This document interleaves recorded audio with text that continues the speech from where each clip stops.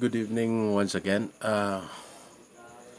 This is Attorney Alfonso Roma, your instructor in Criminal Law Book 1, and I want to go back once again on the law on self-defense. That's Article 11 of the Revised Penal Code, and I want to emphasize the elements because this is very important.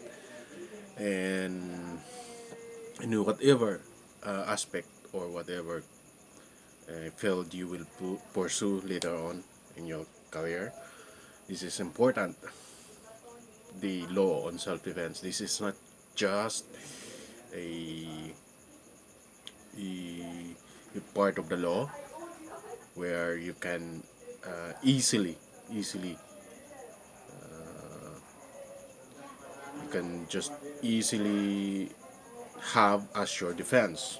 You have to understand the law on self-defense as provided for in Article 11 of the Revised Penal Code. Now, again, I want to emphasize that you have the right to defend yourself. You have the right to defend yourself against physical harm, the impending harm, the actual or real harm, and the impending harm which is about to happen. You have every right to defend yourself against physical harm or death or injury. So if you will successfully defend yourself against physical harm, you will not be charged of any crime because again I will state that under Article 11 of the Revised Penal Code, Paragraph 1, the law on self-defense is that there is no crime and there is no person criminally liable for the crime because the act itself is justified. Okay, again, I will emphasize on your right to defend yourself. You have every right to defend yourself against physical harm against your person. You have the right to defend your honor. You have the right to defend your property. You have the right to defend your chastity, as in the cases of rape or attempt to commit the crime of rape against your person. You have the right to defend yourself, your dignity, your honor, or your chastity. And that is the right as provided for under the first paragraph of Article 11 of the Revised Penal Code. So, since you have the right to defend yourself, your honor, your dignity, your chastity, what are the elements of the law on self-defense?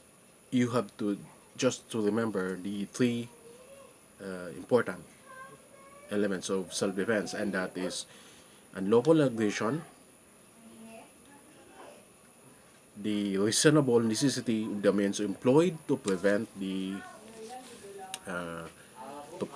or repel the aggression or the attack, and the reasonable necessity of the means employed to repel or prevent the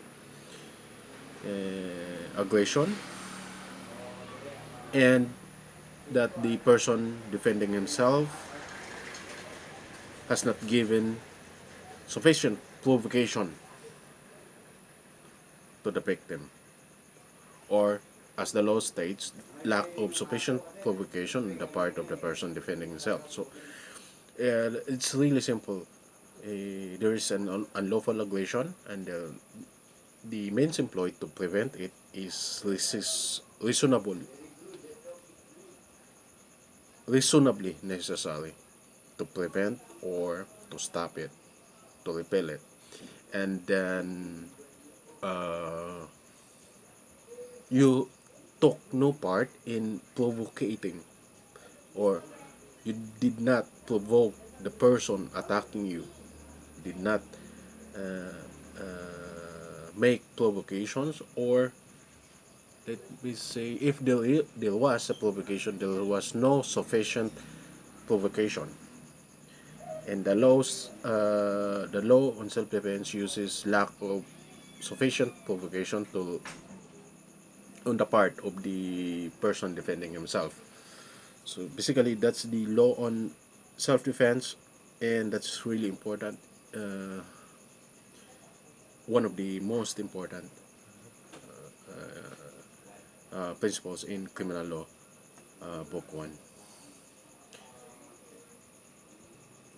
Now, paragraph two speaks about defense of relatives. Defense of relatives simply uh, the person defending or the pen is a relative to the person attacked, or it could be attack against a defense against property, or no, it's a I'm sorry, it's a defense of relatives. So the person defending is a relative of the victim, and the elements of defense of relatives is the same with self-defense, except that last element. The last element is the person defending himself have no part in provocation if provocation is given by the person attacked. Now, if you remember the elements of self-defense, the unlawful aggression on the person, the the attacker, the reasonable means of the reasonable means employed to prevent or repel the attack, and the person defending himself did not uh, make sufficient provocation on the person attack, or the attacking person, or katong ning atake nimo wala kaning hatag og sufficient provocation. Now in self-defense, or defense of relatives, the first and second elements are the same as self-defense, and the third element is that the person defending the relative had no part of provocation if the provocation is given by the person attacked. So bisan pa imong plaintiff is the person given sufficient provocation to the aggressor.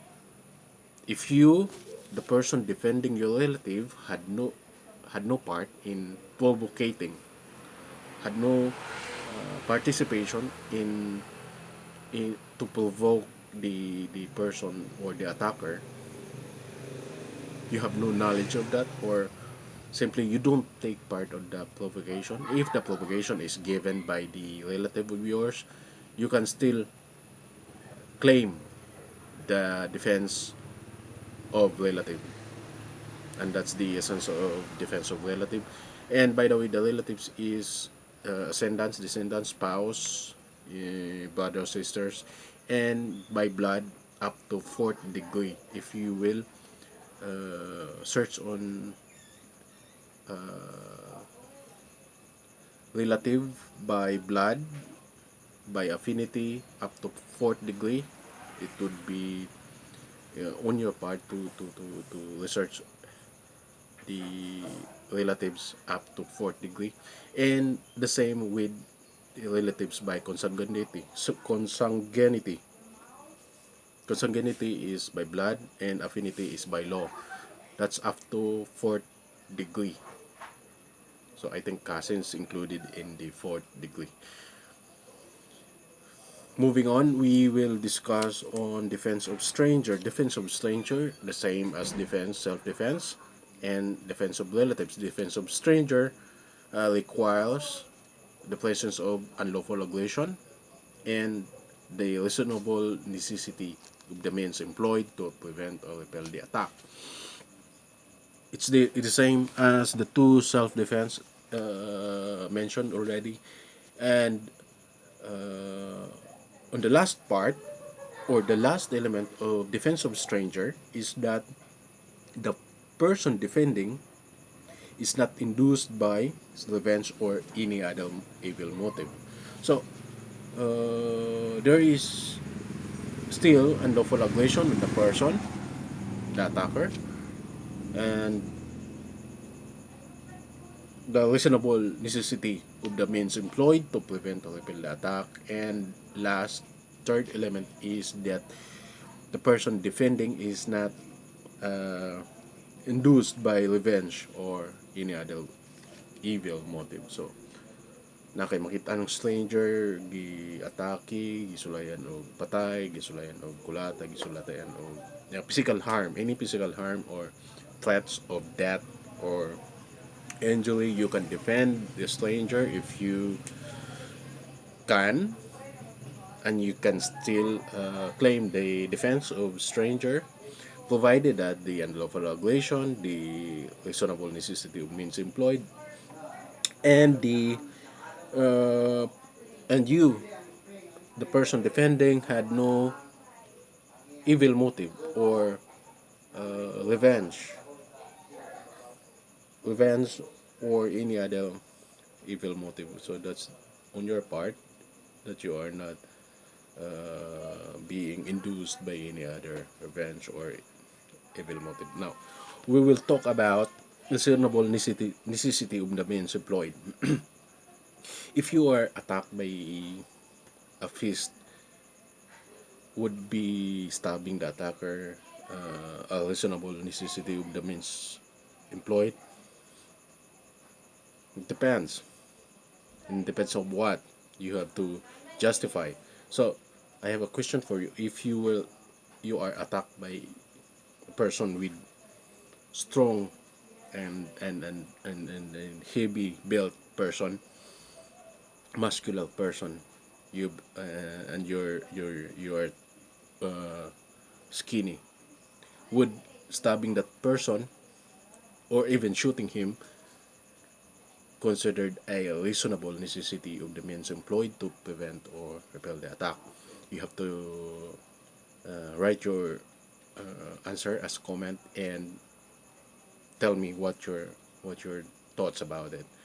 If you are attacked, physically attacked by, say, punching you, and you are a skinny person, against the attacker who is a heavy built, muscular, would stabbing that person or even shooting that person considered a reasonable necessity of the means employed to prevent or repel the attack?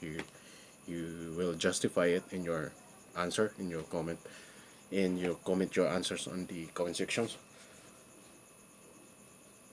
Moving on, I think we will move on to the other paragraph of Article 11 on the next lecture, because it will not fit in 15-minute mark of the 15-minute limitation of the lecture. See you once again. Be safe.